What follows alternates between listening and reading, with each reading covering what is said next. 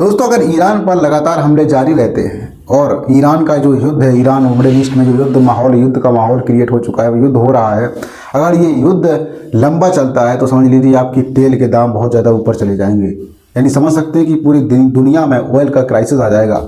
क्योंकि दोस्तों, ऑयल का जो एक्सपोर्ट होता है ईरान से बहुत बड़ी मात्रा में होता है, और ना सिर्फ ईरान से, ईरान के आसपास जो देश हैं, जो मिडिल ईस्ट में देश हैं, सऊदी अरब, कतर, कुवैत, ईरान, बहरीन, इन जो देश हैं इस तरह की यूएई, तो यहाँ से दोस्तों बहुत बड़े पैमाने पर तेल का एक्सपोर्ट होता है पूरी दुनिया के अंदर। और फारस की खाड़ी से तेल का व्यापार होता है, फारस की खाड़ी, लाल सागर, इन सभी से तेल का व्यापार होता है बड़े पैमाने पर।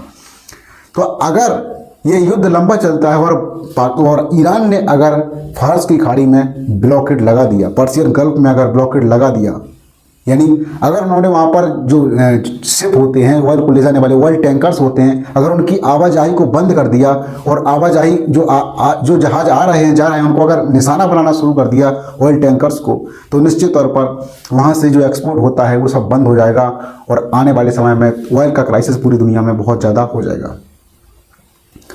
निश्चित तौर पर इसके भारत पर भी बहुत ज़बरदस्त असर पड़ेंगे अगर ऑयल का क्राइसिस बढ़ता है। क्योंकि भारत ने, अभी हाल ही में खबर आई थी कि भारत ने रसिया से जो तेल खरीद रहा था उसको कम कर दिया है। पहले तो ट्रंप ने दावा किया था कि भारत ने रूस से तेल खरीदना बिल्कुल ही बंद कर दिया, लेकिन बाद में ट्रंप ने ही खुद कहा था कि भारत ने रूस से तेल खरीदना कम कर दिया है। निश्चित तौर पर कम किया होगा क्योंकि भारत और यूएसए के बीच रिश्ते सुधरे हैं, कुछ डील भी हुई थी।